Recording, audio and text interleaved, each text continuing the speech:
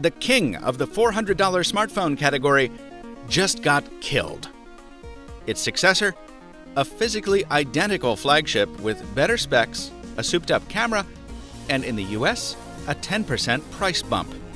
Is the OnePlus 3T worth the extra 40 clams? This is the Mr. Mobile Review.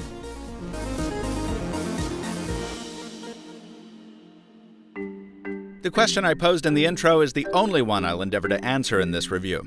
The other question, whether OnePlus is being pragmatic or greedy by releasing a more expensive refresh just before the holidays, I leave to you to discuss in the comments. The essence of this phone is very simple. If you liked the OnePlus 3, you'll like the 3T even more. In the hand, the two phones are indistinguishable save the newer model's gunmetal paint job and a sapphire lens cover on the primary camera. The big changes are inside, and even they aren't that big. First, the Snapdragon 820 processor makes way for the faster and newer 821. This reduces boot time, increases app loading speed, and theoretically helps with camera performance. More on that in a second. In addition, the battery gets a 13% bump over the older model, and a new 128GB storage option is available at the higher price tier. The software continues to be OnePlus's own Oxygen OS. It's based on the older Android Marshmallow, but aside from having an older security update, I don't really mind for two reasons. The first is that OnePlus has committed to delivering Android N before the end of the year, and significantly speeding up its update delivery going forward. Yeah, I know, every company says that, and you're right to be skeptical. But here's the other thing. Oxygen OS is better than ever. I almost like it as much as I like the Motorola Android skin, and if you've been watching me for a bit, you know that's saying a lot.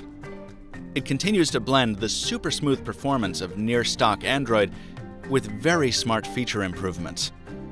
Among them, swipe up on the home screen to jump to a Google search, hold down the capacitive buttons to reveal notifications, or do a bunch of other stuff, do a 3-finger swipe for a screenshot, and lock access to any app you want with a thumbprint.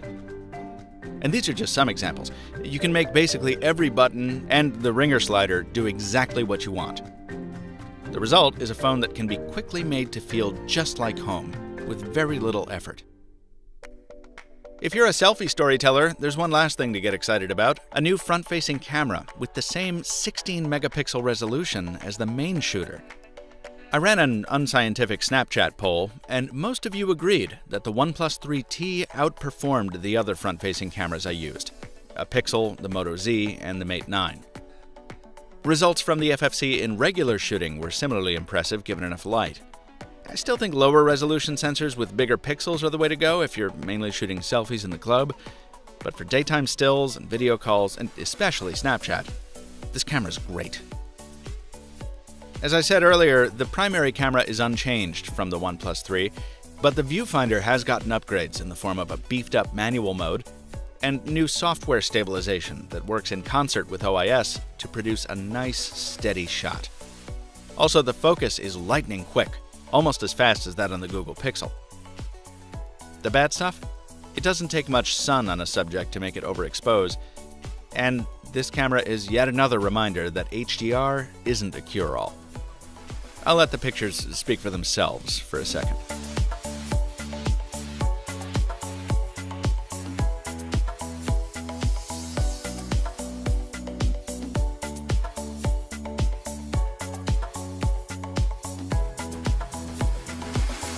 Odds and ends?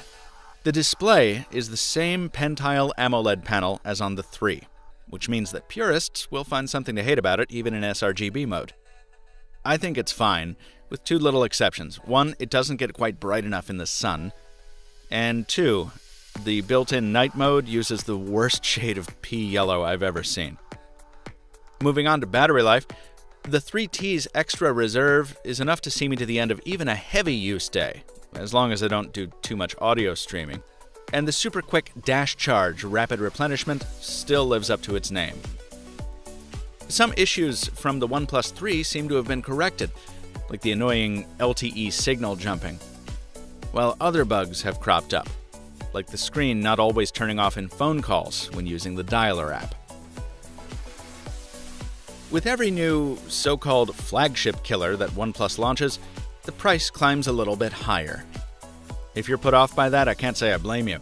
The level of quality the company pulled off a couple years ago at $299 was truly legendary, and it made the brash branding a lot easier to swallow. But the truth is, even at $439, there's no question in my mind that the 3T is worth it.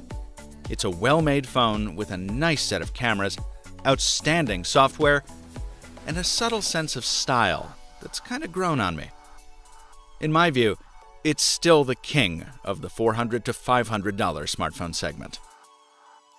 More thoughts in the OnePlus 3 review and the $400 smartphone roundup on Mr. Mobile's YouTube channel. Subscribe so you don't miss future mobile tech videos landing twice a week. Until next time, thanks for watching, and stay mobile, my friends.